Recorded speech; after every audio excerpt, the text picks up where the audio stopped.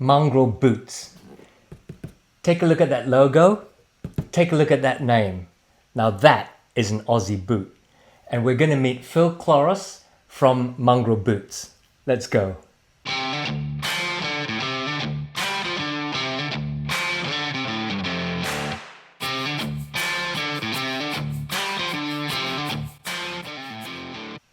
G'day, welcome back to Bootlosophy, my channel reviewing boots. If we haven't met, my name is Tech.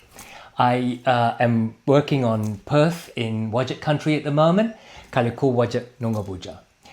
I have a treat for you because Mongrel Boots, which is a very Aussie brand, and I have a selection that I'll be talking about during this video, is something that's been on my radar for quite a long time to really get into it and get to look at it, understand it, and get to know it in terms of its stock and production and so on, because it is still an Aussie manufactured boot.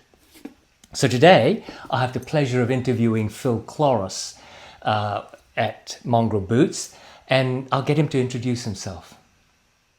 So hi, my name's Philip Cloros. I'm part of the fifth generation of the Cloros family, which owns and runs Mongrel Boots, also known as Victor Footwear. I'm the brand manager here, and I also have a country New South Wales sales territory which I take care of. But just to give you a bit of a brief background on my history in the business, I started in the business when I was 17. I left school and went to university sort of straight away to study marketing and international business, or whilst working in the business at the same time, sort of starting at the bottom in the warehouse and doing the really sort of sweeping the floors and tacking some insoles and doing some of the sort of entry level jobs, and then slowly sort of worked my way up after I finished university into more of a marketing and sales based role. My father's always been on the sales and marketing side of the business, so that felt sort of natural to sort of go down that track on that side of the business. And I was always coming into the factory when I was younger, like if I was sick from school, or occasionally my dad would have to come in on the weekend and pick something up. So I'd always enjoy the opportunity to jump in the car and head out to the factory. And even back then, even now, I still remember the distinct smell of leather that you'd notice as soon as you walk through those factory doors. And I think back then I'd always I'd fill my pockets up with Victor Footwear pens and rulers and what other little stationery items I could find when I was in there. That's great. Obviously, you're what, a third or fourth generation Cloros family member? Fifth. Fifth generation. Fifth generation, yes.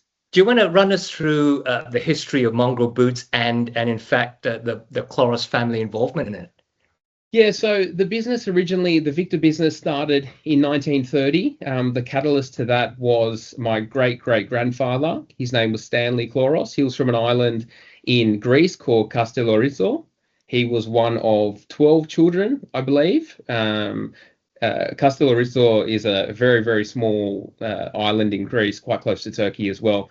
And it was known for fishermen, producing fishermen. So I believe 11 of his siblings were fishermen, maybe boys and girls, but in that sort of industry. And his parents had a desire for him to do something different. So they had him trained as a bootmaker. And then he decided to leave the island. And he originally traveled to America for a very short period of time, and then ended up back in Greece. And then not long after getting back, he departed with his family for Australia. Arrived in Australia in 1927 as a bootmaker, and his first job he set up as a shoe repairer in Sydney City, I believe, in Surrey Hills. And he would he'd repair boots and shoes, and also hand make. I think he'd make 3 pairs a day, custom made shoes, and then he'd take them to the local markets on weekends and sell them. And then his son, who is my great-grandfather, he's known as William Basil. He was quite ambitious as he was growing up. They obviously lived through World War II and through the Great Depression originally. And my great-grandfather, William, he would go to the liquidation auctions, I think with his dad as well, and they would buy up footwear machinery from the liquidation auctions for boot factories and shoe factories that were going out of business. And then they ended up launching the first full-scale boot business or boot factory in 1930, which was known as the Victor Boot Company. Ah, okay, that's interesting. Obviously, from Perth, we actually have a lot of very famous Greek families, but most of them are in fishing. So it's interesting that your great-great-grandfather decided to do boot making.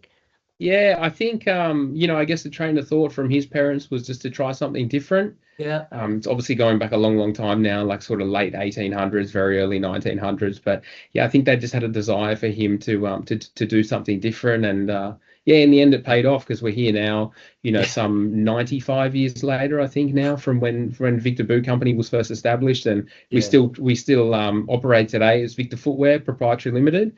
But as of 2000, all the boots we make, everything we make is branded as Mongrel Boots.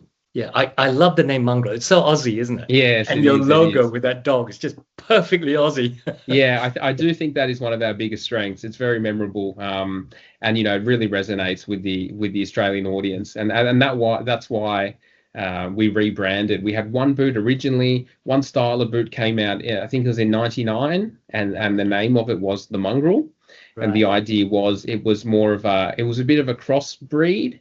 Between a hiker and a work boot, a little bit more sporty than your traditional work boot. And obviously before my time, but the family came up with the idea to call it the Mongrel, being a crossbred. And the name was received so well by the market and everybody in general that within 12 months we had effectively rebranded all the product as Mongrel Boots and just sort of stayed on that trajectory ever since. Yeah, I think that's brilliant. Now, one of the things I made a mistake in my review was I said that Mongrel and Redback were related, but you're not really, are you? We are related by name, but the businesses, the Victor business and the Redback business, are completely independent businesses. They've always operated as independent businesses. The way the connection, obviously, it is confusing to any retailers or people that deal with us, and they see the similarity in the surname. The way it came about was in the third generation of the family, which is my grandfather's generation. One of the brothers actually left the Victor business. Right. And went out on his own, and then sort of about, I think that was in 1978 when he departed Victor. He did some other things, I think, in the industry in the meantime, but then in 1989 he started the Redback brand. So although we do share the same surname and we are effectively from the same family, it's more of a split in the family at that point. There is no connection. There's no sort of main parent company. Victor has no connection with Redback. Okay. And the interesting thing is that business, as of late last year, has actually changed hands as well. So they sold a majority shareholding out to, I believe, an American private equity company, whereas the Victor business, Victor and Mongrel, we still are fully Australian, family owned and operated, and very proud to still be. Yeah, so you're still a family-based company? Yes, 100%. Yeah. Fully family owned and operated, and still manufacturing here in Australia, which is awesome too. That's brilliant, because a lot of my viewers are from the US, and it's a very, very familiar story to them about these old footwear companies that gradually get taken over by private equity firms. Yeah. And even here, we have the R.M. Williams change hands so many times and so on. So it's quite a familiar story. So it's good that you actually staying family based. Was that part of the overall decision of the factory to just stay yourselves? I think so. I imagine you could make a lot of money if you sell out. Yeah, potentially. My grandfather, Bill, he's 87. He turns 88 in a few months, and he's still in the factory 4 days a week. Oh, so he's still very much involved in the business, in the day-to-day running of the business. And I feel like his ethos and his spirit and his sort of guidance still shines very strong in the business and our direction. And I know that's where I personally draw a lot of motivation from. And he's very proud about being not just an Australian manufacturer, but employing Australians and creating jobs for the Australian workforce. So I do definitely believe like we still are Australian made and family owned and operated because of his guidance and his ethos. Yeah. It's just the way some other businesses have chosen to go. And you do see that in this day and age with private equity, the big sort of get bigger.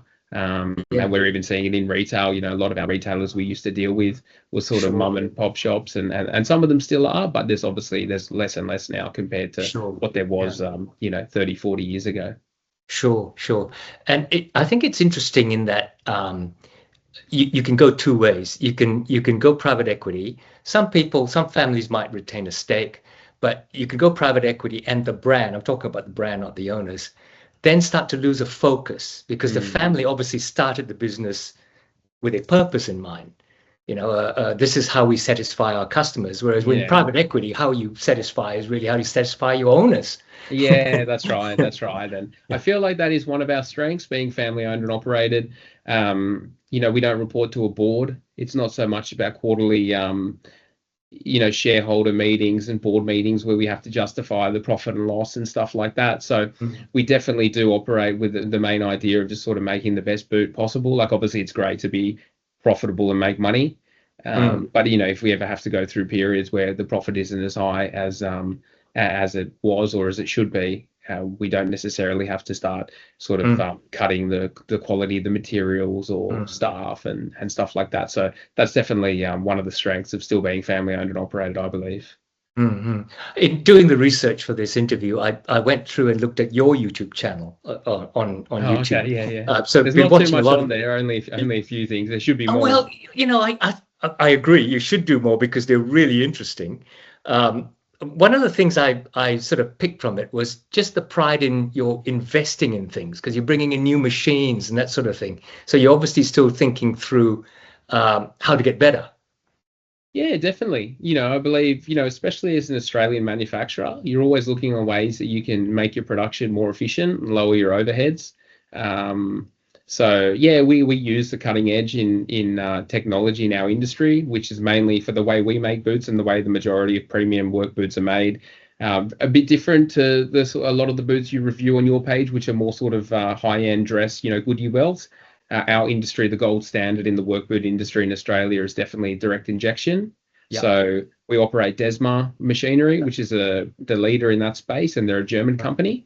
And then on top of that, a lot of the the cutting and stitching and lasting equipment that we make the uppers with would be also Italian and German. So you're always looking to use the best equipment and the best materials to sort of pump out the best product in the end. But we do see some technological advancements from time to time, and we're very quick. My grandfather, the director, being he has more of a product background than he would sales and marketing, so he's quite quick to pull the checkbook out to purchase a new machine. Because he has a process a little bit back to front sometimes, where instead of going and finding the market and then making the product to suit that market, he'll find the machine, make the product, and then if it, hope he knows it's a good enough product that the market will adopt it and accept it. That's very interesting, because he's obviously making the good product, and they will come. That's right. Yeah, exactly. Yeah, that's great. I might just jump a little bit to talk about your production methods. It's interesting, just in commenting on my videos, people who comment on my Blundstone, Redback, Mongrel reviews, they're not familiar. People in Europe in particular, Canada, US, they know Blundstone, but they're not familiar with direct injection. Do you want to talk about that a little bit? Yeah, so direct injection is a process where you take a finished upper, so an upper that's been cut, stitched, last, ready for molding. The upper, a Desma or an injection machine it looks like a large turntable, circular turntable with many stations. Our ones here are 30-station machines, so say 15 pairs of boots on them at one time, and you pull the upper on to the boot, to the dummy last. Sorry, it'll turn around. Well, first of all, it'll get roughed. Which is preparing the upper for molding, which is when you scuff the finish of the leather off with like a sandpaper wheel. But pretty much the upper will drop down into a mold. The mold will close around the upper at the bite line. And then as it goes around various different stages on the machine, the midsole and the outsole will get poured and injected onto the upper. So we use a polyurethane midsole and then either a thermoplastic polyurethane or a nitrile rubber outsole, and then that bonds directly to the upper. It'll set, and then once the mold's open, you've more or less got a finished boot. So you're injecting the TPU and the PU on as a hot liquid, like a foam that expands, and you're not using any glues or cements or stitching like you would on a cemented shoe or on a Goodyear welted construction. So a lot more efficient compared, it is a lot more streamlined as a process and requires less pairs of hands. And to create an industrial work boot, it is the most efficient method to do so. Quite good in terms of time, and you get a very strong bond from the polyurethane midsole to the leather upper if it's prepared and done correctly. So it's interesting. This is the one I bought. Canines, the K9. I think it's cloudy grey. I think it is. Yeah, cloudy grey. A lot of Americans would look at that and say, "Oh, it's a cement construction," and I have to say, no, it's not. It's direct injection, which is quite different. I have never had a direct injection molded shoe split. Come off. Yeah. Whereas cement construction, obviously, you kick the curb and it comes off. Right? That's right. Yeah. So I'm guessing this is a lot stronger because of that hot PU method coming in. Yeah, no, it is. As long as the upper has been prepared correctly. So when you use a material like a nubuck or a suede that has a nap on the leather, you don't need to rough the surface because it's going to get a strong enough bond when the polyurethane seeps in upon injection. But with a full grain boot like a claret or a black, you need to rough you need to what we call the roughing line. So you rough the finish off the leather in the same profile as the midsole, and then the polyurethane will bond to the leather fibers underneath. So you do get a very, very strong bond. There's no need for any cements or any glues, and it is very rare to see a delamination or a failure at that roughing line or where the flex point would be. And that's one of the benefits of being Australian made. You've got a lot more control over your material and your molding and stuff like that. So sometimes you find the overseas boots can be a little bit firm in the midsole, where our ones are usually on. You can't make them too soft, or you won't get a good bond between the midsole and the upper. But you want a nice sort of underfoot comfort sensation. Do overseas makers use the PU-TPU combination? Yeah. Everybody here, it's the gold standard. Some cheap work boots in the Australian market are cemented on, so they'll be like an EVA midsole with a rubber skin. They'll be cemented. But if you look at Oliver, Steel Blue, Blunston, who all manufacture offshore, it's all PU TPU or PU rubber. So the main purpose advantage of rubber outsole is the heat resistance to 300. Where TPU is about 140. So with the rubber, you get heat, oil, and acid resistant. TPU is a better all-round material. It's lighter, it's cheaper, it's generally fine for most jobs. But if you're working on like a smeltering or laying asphalt or something, you'd need that. The rubber outsole. And our rubber, we actually use a Vibram rubber. Okay. You'd be familiar with Vibram, the little I yellow. am. Yeah. So we use a Vibram rubber skin for our boots, which we import. Right. And am I right in saying that it is not resolable? Technically not.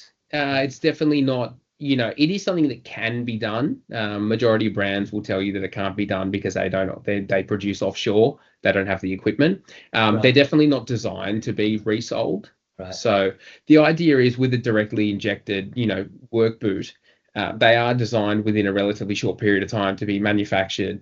Not sit in a warehouse for too long, get on the customer's foot, and then they will wear the boot quite hard, depending on their use case, for 1, 2, 3, 4 years, and then at that point, usually say up to 4 or 5 years max, the boot will be effectively worn out, and they are designed to be replaced. So you don't sort of have that long shelf life or the sort of ability to repair it like you would with a Goodyear welt, but the trade-off you get, the comfort you get from a polyurethane boot is far superior. The fact that you don't have to break them in is also a huge plus. And for a work boot, that's usually what people are looking for. Something they can pull out of the box, is going to be reliable, is not going to split like the cement or the welt's not going to split or crack.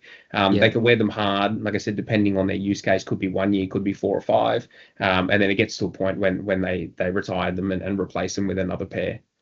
I have builder mates where I look at their Aussie work boots and I'm going, are you sure you should be wearing them? They're like completely worn and they're still going, Yeah. I know. It's amazing. Sometimes you see the damage people can do to a pair of work boots in a relatively short period of time. And, we always talk about when you get some wet weather, the boot sales always increase because people find the holes in their boots that they've sort of, they've been putting off replacing them for however many weeks or months. And, the rain comes and they're soon down the local produce store or workwear store to pick up a new pair.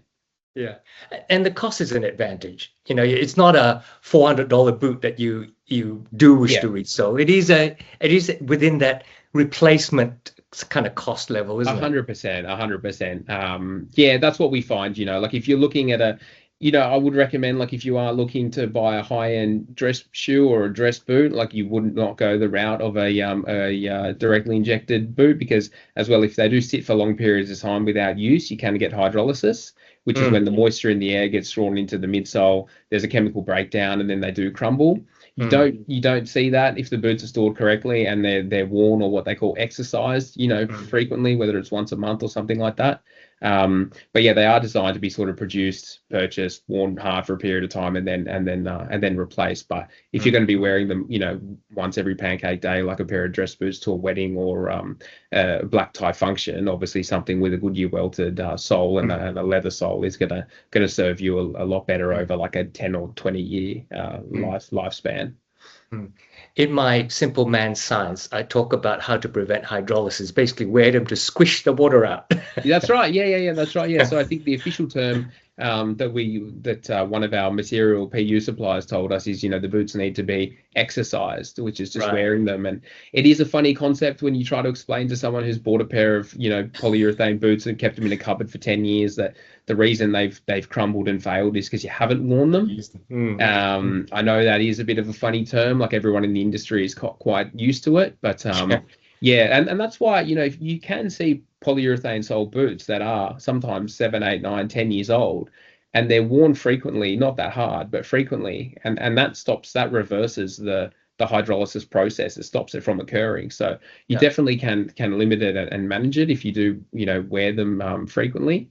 Right. But it is just one of those things. It is a trade-off with the material, but for the the efficiency in the production, the cost you pay, the comfort you get, the bond that you get from the midsole to the upper, it is a very compelling material, and hence why it is in work boots in Australia. It's by far and away the gold standard and the number one construction method. Right.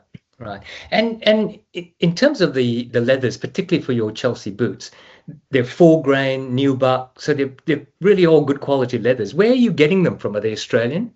We source leather from all over the world. So depending on the material, so we use full grains, we use nubucks, we use suede, and then in a couple of our sort of entry level elastic sided boots, we use a buffalo hide, which is very hard wearing. But in terms of leather, it being a commodity, and it's sort of traded worldwide, and you have agents worldwide. So we get quite a lot of our full grain from New Zealand. I believe we get our suedes from Italy. We source even some nubuck from South Korea that are American hides that are tanned in South Korea. So we deal with a variety of different tanneries and sourcing agents to get our materials. Right. Just going into your range, I want to discuss this one, which I think many non-Australians might look at this and go, what the hell is that? It's got laces and it's got a zip, right? Yeah. Yeah. But for us Australians, I'll tell you the story. When your boxes arrived, thank you very much You're welcome. Providing those samples. When this arrived, my wife was sitting next to me when I opened them. And I said, oh, look, mining boots, because obviously to us, they're miners in construction. And my wife took one look at this and said, no, they're not. They're my new gardening boots. Oh, really? Okay. So I had to wrestle them off her for today. To send her a pair in the correct size. We're exactly the same size. Oh, okay. Well, that's great. But just to explain, this is very much a construction boot in Australia. This is non-safety, but safety toes up. They're very much construction and very much mining, particularly in this sort of yellow nubuck type of thing. Did you want to explain about the concept of this?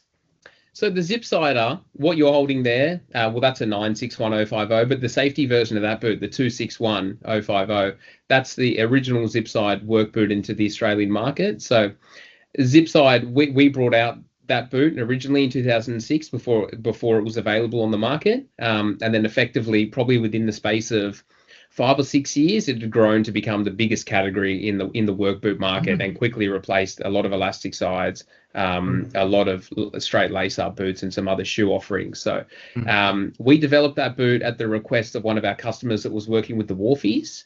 So it was actually developed to be a safety feature. So if they had an accident, damaged their foot or their ankle on the wharf, the idea was you could use the zipper as a bit of a quick release. Right. You could get the boot off without doing any more damage to the foot or the ankle. So that's why it was developed. But Australians loving, that sort of relaxed way of life, a little bit lazy, a little bit sort of, kick back. It caught on very quickly, just due to the ease of use, the fact that you could keep them laced up, and you just use a zipper to get them on and off, especially with tradies. You got tradies going in and out of houses all day, taking off their boots, like with a lace up. It's not the easiest thing to do, or not the most convenient and fast thing to do. And the benefit of that, obviously, an elastic sided boot, pretty easy to get on and off, but you don't have that adjustability of the laces, and you don't have that ankle support that a zip side boot provides.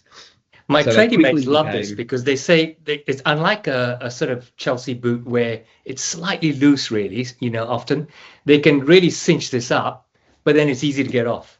That's right. And they don't have to adjust it. So zip sides now are huge. That boot is definitely a category leader. And the thing with our zip side boots is they existed the first time that style of boot came out, had a zip in it, where all the other brands in Australia, they added zips into their lace up boots. So that, their styles of boots were around before the zip side. But that 261, this year it's 20 years old, the zip side category. So we introduced that boot in 2006, and that same style is really what we're known for. That designer boot has been, I guess you'd say, imitated by a lot of our competitors in the market, and it's really just become its own sort of style of boot, that design you're looking at, which is awesome. Right. But the others didn't design it that way. They just added the zip. Added a zip in, Well, these days, a lot of the new boots, obviously, they come out as zip. Sure. But still, some of the very popular ones, they were lace up boots before they were zippers. Where our zip sides, they were released with zips from the beginning, and it's had a few iterations over the years. When it first came out in 2006, it had the zip was on the outside. It was curved up alongside the facing, like where the eyelets are. And then it sort of quickly developed into what you see now, with a larger gauge zip, a straight zip, a zipper on the inside, and a press stud closure over the zip slider instead of a Velcro. And good quality YKK.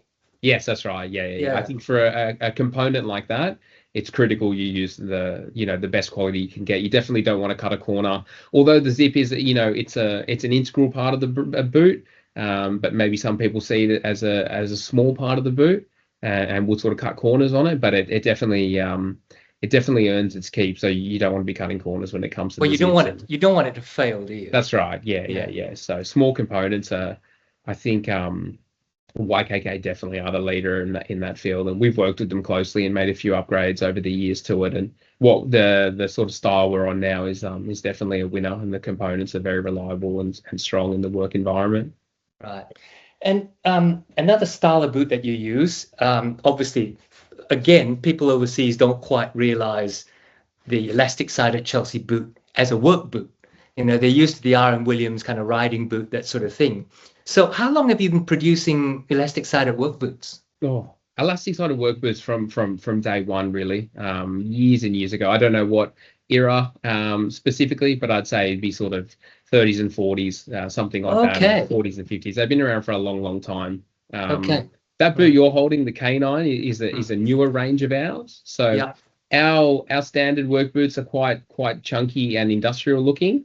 And as we saw the emergence of the lifestyle market of work boots and of non-safety boots, we just found our non-safety offerings were a bit agricultural and a bit more industrial looking. They weren't that popular on the lifestyle side of things. So we developed the Canine, and the Canine is a more traditional streamlined work boot, light duty work boot, designed to be used for light duty applications, but mainly as for lifestyle purposes, because we're really seeing an emergence now of that market, not just in Australia, but worldwide. And we're seeing people they're not just working in them, they're traveling in them, they're wearing them casually on weekends. They go to say where you are down to Margaret River.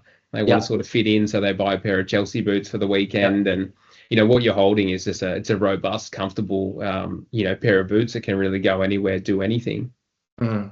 I was going to say, most of your work boots will have, apart from the steel toe or the composite toe, they'll have like a rubber protection Yeah, thing scuff too, cap. so it's a chunkier. Yeah, that's Yeah. right. Yeah. And these, I mean, I was quite surprised that the K9 series had like quite different lasts Yep. and patterns. Like you have a kind of a chisel toe and you have a Yep. round toe. They're all in the K9. And what I was also surprised at looking at it is the patterns. Like this one has the full pattern with the thing, Yep. and this one has the insert. Yeah, So you V-cut. sort of Yeah, swap yeah, them yeah. around, don't you? Yeah. The idea is, so the K9 one, the Chelsea Cup boot you're holding up with the round toe, that was the original K9, which launched about 2 years ago. Yeah, that one. Right. But it's just giving people that option, So Sure. we also make we've been making for years a more traditional riding boot, which is like a blocked vamp on it. Yeah, that's the one there. Yep. Where the K9 2 it's a bit more of a rugged version of a riding boot. So it's modeled off the same last. So exactly what you said, a chisel toe.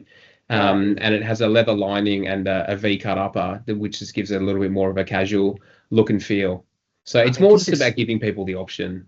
This is ridiculously light. I picked it up, and It is, you see a riding boot, you're thinking RM Williams or something. Oh, it's really light. It is, yeah, very comfortable too. Again, that's the advantage of having a riding boot that has a directly injected sole on it. There's really very, very little break-in period, and you do get a lot of comfort from it. Where a lot of Goodyear welted, more traditionally manufactured riding boots, again, great products, but yeah, they are going to be a little bit firmer underfoot, which is not always to everybody's liking. And I think if you're sitting behind a desk or you're wearing them at an event and you're not on your feet too much, that's fine. But if you really want a smart looking riding boot and something you can sort of be on your feet all day and walk around comfortably, our 805 is a great offering at a great price point too. I've had all of these on for at least a day, to try them out. Perfect sizing. Nice. What people forget, particularly in the industry I look at, the welted boots, the stitched down boots, and particularly Americans, it's kind of like, if you don't bleed, it's not a real boot. Oh, really? Wear on the heels, or? Yeah. Okay. Wow. Whereas you get into these and it's like comfort. Yeah. And I think people forget. There's a lot of complaints in a certain part of the group that I review for, and they say, oh, it's not made of leather, and it's got foam inside, and I'm like, well, it's comfortable on day one. That's right. Yeah. And look, it's just horses for courses. Those boots, I guess they're designed to be probably quite an extended break-in period, quite heavy with leather, outsoles and very, very sort of stiff leather uppers. And eventually I'm sure they break in and they're very comfortable and they're designed to be worn for, over an extreme lifespan. But it's just a different offering. Australians, I think they're used to wearing very comfortable boots at work, and it's hard to convince them to put something on the weekend that's not going to be comfortable from the get-go, and something that requires a long break-in, because people here, they're just not willing to give it that time. If it's not comfortable within a day or so, most of the time they're taking it back to the store and getting their money back. Sure. And it's, I think, historical industries. A lot of the American work boots come out of their logging industries and so on. Yeah. Whereas ours is, wharfies, factories, and sort of stuff. Yeah, just general trades. And no, I do, when I look at footwear in the American market, and we've been over there for work a few times now, and you definitely see a big difference in the sort of most popular work boots over there compared to the offering here. It definitely is unique. And I think that's what, Australia as a country, it has a very good country of origin image. So not just selling an Australian, a lot of work boot brands are Australian brands, but they produce offshore, and actually having a product that is Australian made has great merit overseas. And we are seeing increased demand for Australian made boots in countries like America and Europe and the UK. And it's really good to see as an Aussie manufacturer. And your manufacturer is 100% Aussie? Well, we import, more or less most of the materials, because there's no industry here. But all the boots are made here. Yeah. All the boots are made here. There's nothing's fully imported. None of the boots we make are fully imported. So we've, I've got the factory literally underneath my feet as we speak. and it's one of our points of difference these days. One of our USPs compared to our competitors, and it's also great because it gives us a lot more control over the quality of the product. I feel we also can make changes very quick. If anything goes wrong, there's not a huge lead time of finished product that's sitting in the pipeline, that if you sort of get caught napping or something goes wrong, you don't sort of have a huge backlog. You can usually action a change quite quickly, which is great. Right. Now, you're based in Western Sydney, am I right? Yeah, correct. Yeah. Okay. So I guess from there, you don't actually sell on your website. You sell through retail stores. Is that right? Yep. And their Yeah. So websites? we don't sell direct. We're purely B2B. Okay. All right. And because you mentioned international sales, I have to say one of the things is I think a lot of people overseas in Europe, well, the UK, I'm not sure about Europe, Canada and Australia, Canada and the US have heard of Blunnies, and they kind of have heard of Redback, but I don't often see a mongrel being looked at or reviewed or worn. So what are your overseas sales like?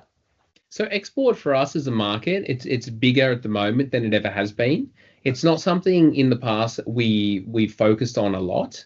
Whereas the last probably 5 years, we've had a bigger focus on it. And it's also that, the case of sort of word of mouth, where you've had some people who've traveled here for a holiday or to work, and then they've come across the product and then they've taken it back. And, maybe they have a friend that works in an industry that sells footwear over there, or it almost like word of mouth, it just helps snowball. But definitely compared to some of our competitors, we haven't done a huge amount of export in the past, but that is something that's changing now, which is great. So do you have stockists overseas? We do, yeah. So at the moment, our biggest export market would be the UK and Ireland, and we do a little bit in New Zealand, a bit in some parts of Asia. Okay. In my reviews, I've referred people to Everything Australian. Oh, yeah. That I find is a really helpful, great service. Yeah, it is. People. And so a lot of Americans, which they're saying, "What's the tariff like?" I don't know. Yeah, who knows what tariffs like, So if they had stockists, would they be able to contact you and say, "Look, where can I get them?" Yeah, for sure. Yeah. No, we do have, like I said, a few stockists internationally, and then we also have quite a few retailers here, like Everything Australian is one that you mentioned, that they do export quite a lot of our product. I do, I keep tabs on our online listings with some of our resellers, and I have noticed, especially on Everything Australian, if you look at the reviews underneath the product, you can see what country it's come from. And just having a quick flick through the other day with canines, you're seeing some of them ending up in Canada, in America and other places all over the world. And a pretty cool story, I had a guy contact us on Instagram maybe about a month ago. He's tagged us in a couple of posts with these canines, and then I started talking to him on our Instagram account, and he was telling me that he was a surgeon I believe in Florida, and he wears them in theatre. And he actually sent me a photo. He was in his scrubs, and he had a pair of vintage brown canine ones on, in the theatre room. So it's just, I can see why they'd be super comfortable to stand in all day. It's really cool to, like we all the boots are made in this factory here in Auburn in Western Sydney, and sometimes, like I said, just having a look through the reviews and seeing where people tag us on Instagram, seeing where they're from, and it's just really cool to think like, where the boots end up. That's great. So apart from the elastic-sided boots and the zip-sided boot, what sort of other products are you making? We make a range of lace-up boots. We make a range of shoes, which are more like a work shoe, so they're sort of built like a boot, but with like a low-cut upper. We make the majority of our boots in both safety and non-safety, but we segregate the boots in their ranges. So zip-sider, elastic-sided, lace-up, and shoes are the main categories, and then we group non-safety all together, which is the non-safety work boots, and then we've got canine, and canine is its own range. Again, it's mainly light-duty work boots, built for lifestyle purposes. So, yeah, I think for a lot of my audience, the casual canine is a real attraction. I think it's beautiful, really, to be honest, and the comfort I've found just wearing these in the last couple of weeks. You forget they're on. yeah. You're in no rush to take them off when you get home. Yeah. We did Yeah. spend a lot of time on the K9 last, and the K9 has been a really, really good range for us, especially with export, Right. because they are comparing it to some of our competitors that have a more streamlined, more sort of stylish Mm, offering. So the mm, K9 was targeted at that market. mm. And that is definitely one of that is probably the range that is fueling the biggest growth for us in the export markets at the moment. And we really do put a lot of pride and effort into the product to make sure it's the best quality it can be, whether it's with the materials that go into it, the machinery it's made on, or even just the way it's finished and boxed in our factory here. And we definitely think there's still a market for a proper Australian made boot, not just an Australian brand that's made in China or Indonesia or Vietnam. Mm, mm.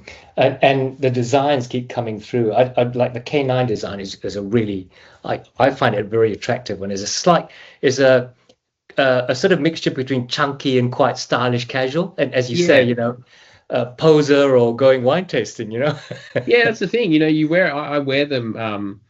My sort of rotation of footwear in summer is just K9s and Birkenstocks, and you chuck them on with a pair of chinos or a pair of jeans, and you can wear them to almost any event. To be honest, they dress up and dress down Yeah. really good, and I think that's one of the strengths of that boot. And it's just on trend at the moment. Like, it's really cool to see what was traditionally like that was a work boot from sort of 40, 50 years ago. Mm. See it be quite stylish now, and I think that's just because it is practical, it is robust, it's comfortable, it can do anything, go anywhere, and it's just a good all rounder in terms of footwear.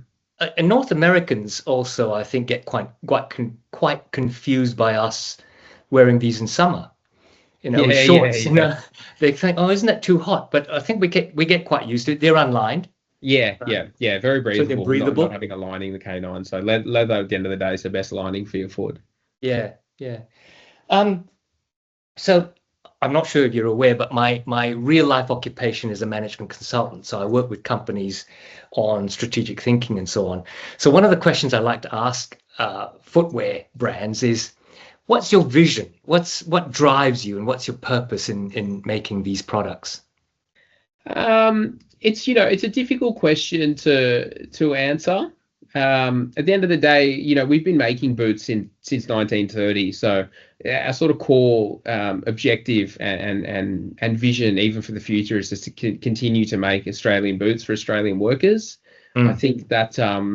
think that spirit does come from my grandfather.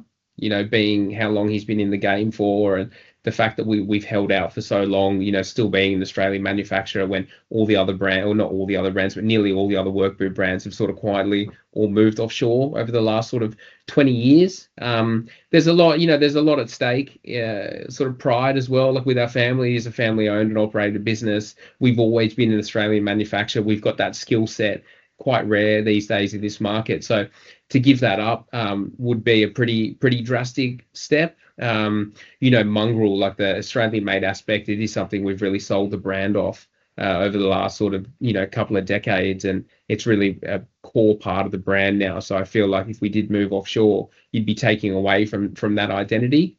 Mm. Recently, or also last year, we got certified to the Australian Made campaign, the Green Yeah, Kangaroo, yeah, which I've has seen the great green one. recognition. Yeah, it has great recognition. It's something we've thought about for a while and never sort of got around to it. But now all the product proudly has the green kangaroo on it, and it's great to see the government getting behind that with some marketing dollars and campaigns, and really sort of pushing that narrative. Because Yeah, at the end of the day, it's better for Australia if you buy Australian made. It keeps the money in the economy. It keeps Australians in work. It generates more jobs. There's really no downside to it. So the more people that can support Australian made, the better.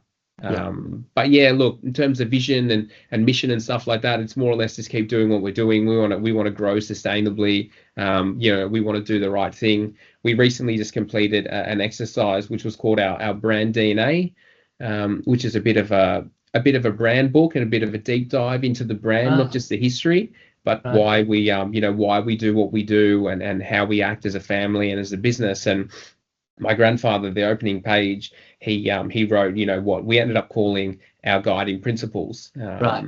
But to him, it was a bit more a vision statement, and that included seven aspects. So I'll rattle them off to you just to give you a better understanding of what they are. But yeah, it was make the best boot for the job.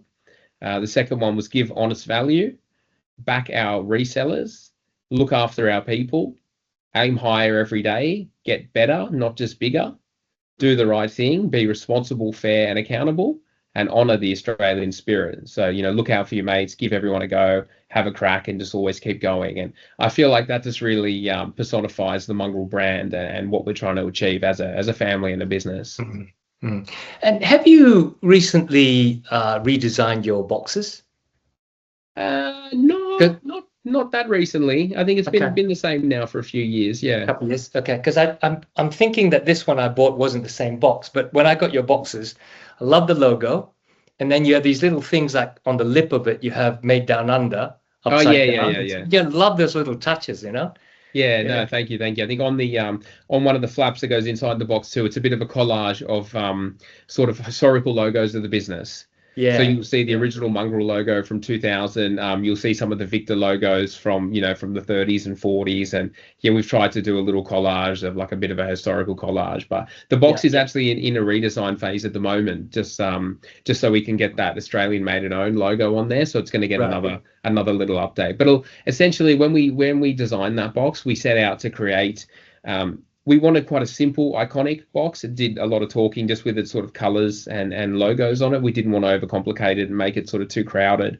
The box previous to that was quite design heavy with a lot of logos and series logos and texts and taglines. Yeah, I think that's the one I had before. Yeah, maybe. Yeah. We just wanted to simplify it and give the boxes, like when you see a whole stack of mongrels in a retail store, we just wanted to let the sort of boxes do the talking and give it a bit more presence. And I think we achieved that with the use of the orange color. Yeah. I really like that. And I think the 7 principles that your grandfather had there is really encapsulated in stuff like that. I think, it is different. And I love the idea that he goes, let's just make a better boot. We need this. Rather than saying, what does the market want? That's right. Yeah. And look, at the end of the day, it's the sort of KISS principle of, keep it simple, stupid. It's not rocket science what we're doing. If you sort of really, if you really peel back the layers, it is relatively basic, but it's just making sure that, what we're doing, and we're doing the best we can in terms of materials, production processes, efficiency, everything like that. And it usually results in quite a good quality, comfortable Australian-made boot, which is what we're here to make. Right. So we're coming to the end. I just want to ask you maybe a big question, like, what's on for the future? What are you looking to do now? It's hard to say, to be honest. There's a lot. We have a few things in the pipeline in terms of product. We are seeing a bit of a move towards composite in the safety industry. As a brand, we don't have a composite range as of yet, so we're quite diligently working away on that. We're also working on our first women's range, a women's specific range, because again, it's just a growing part of the industry. It's too large now to ignore. Women in the workforce is a huge part of construction and all sorts of trades now. So working on a composite range, which is quite heavily in development at the moment. Women's range, the canine range again continues to expand based off the success of the original variants of that, where we only released the canine 2 towards the end of last year, which again was a brand new boot, new upper, new last, new sole design, and then the canine 1 got a couple of fresh colors. So in terms of product, that's where our sort of focus is at the moment. And in terms of business, it's more or less, just hoping to keep investing in the latest in plant and equipment, keep up to date with materials and processes and any developments we see, in the market. And just like what my grandfather says, take pride in getting better, not just bigger. I feel like that's it's something that we can definitely use to guide us as we move forward. And him being, about to turn 88, he's obviously getting towards the end of his innings, but he's definitely made a lasting impression being in the business for over 70 years now. It's incredible. But on top of that, also just focusing on our export. It's great to see the ball really start rolling now and getting quite strong over in the UK and Ireland and parts of Asia. So as long as we sort of keep focused on that and doing the right thing, I feel like we can expect more sustainable growth for that over the next few years as well. And hopefully more of your listeners will become familiar with the Mongrel brand and the Mongrel product, and at some point have a chance to try it on and experience it for themselves, because it's cool sometimes, to try a bit more of an underdog brand and go with something a little bit different, not just the sort of the product or the brand of something else that everybody else is wearing and raving about. Yeah, it's the Aussie way. That's right. Yeah. And that's definitely like Right. part of the mongrel spirit that we really try to drive home to people. Now, I have to say, the reason we're doing this interview is because you contacted me and you said, "Oh, I saw your Mongrel review. There's a couple of mistakes I'd like to catch you up on." So I said, "Let's do this on screen." The review was great, and it was really cool to see you get your hands on a pair of canines. I've been following the channel now for a while, and I just thought it was a good opportunity to connect with you and Right. just have a bit of an open line of communication. And I know, being one of the last boot factories in Australia, if you're ever over in Sydney, we'd love to take you through and show you, because I feel like that's one of our biggest strengths, is having the factory here. And we try to take people behind the scenes with our social media content, and when some of our resellers can get the chance to come up, and it's always they say it's not what they expect. They sort of expect a bit of a lick and stick operation, and they get here and it's quite a few, there is quite a lot of hand, process work done by hand in terms of cutting and stitching and lasting of the uppers. But on the molding side of the business, it's pretty cool just to see the technology and the machinery at work. Sure. And it will give you a much better understanding of how a directly injected boot is made too. So always welcome if you're in Sydney. Oh, I'd love to. I'd love to drop in next time I'm there. I was watching one of your videos about introducing that new machine, Oh, and cool. shots of the machine going around a sort of like a circle, isn't it? Yes, it is. And Yeah, it looked turntable. like a Formula One garage. It was so Yeah, clean. yeah. Like I said, it is pretty cool to see, the amount of automation, and it's just not what people expect. And the Germans, I think my grandfather calls it the Mercedes Benz of molding equipment, the Desmas. And we got three 30-station Desmas in our Sydney factory, and we also, one of them has an Amir system on it, which is like a automated track which sits alongside the machine, has mechanical loading of the uppers. So that's the only one of its kind in Australia too. So that's definitely like our sort of pride piece on the factory floor. Right. It's great to catch up. It's great to hear about an Australian manufacturing company that's still going and has Australia as its pride. Phil, thank you so much for your time. I know it's late for you with the 2 hour time difference. So thank you ever so much to spend this time with me. No worries at all. I really appreciate you having me on, and thanks for your support. If anyone wants to check us out, we're on mongrelboots.com.au. You can have a look at the full range and the product offering, or jump on Instagram, Facebook, TikTok, and you can get a bit of a better insight into the factory and the brand and the products. But thank you for having me on, and I'll keep enjoying your reviews. Hopefully, some more mongrels as well in the future. Well, these will show. Awesome, good stuff. Thank you very much, Phil. Thanks, Teague. Appreciate your time. So there you go. I hope you enjoyed the interview. I found it very entertaining. Phil is a great bloke to talk to, which was a lot of fun, the interview. I learned a lot of new things, which I hope you did too. I just wanted to show you a couple of things before we go. This is the kangaroo, the green triangle kangaroo that Phil talked about. It's issued by the government. You have to go through and do an audit, and then you get certified. And it's issued by the Australian government to show that it is Australian made and owned. So not everybody gets to use this logo. The other thing we talked about that I wanted to show you, which I think is quintessentially Aussie, is the box that they come in at the moment. The mongrel logo is just so Australian, I think. That half breed, that mongrel, that get down and fight kind of spirit. Aussie born and bred. They've got this little footprint, made in Australia, established 1930.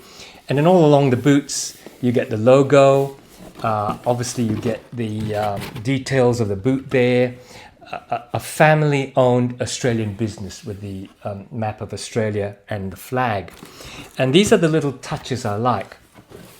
Inside is a little picture of the Victor work boots and how they're made and so on. The tissues that they come in, join the pack. Brilliant.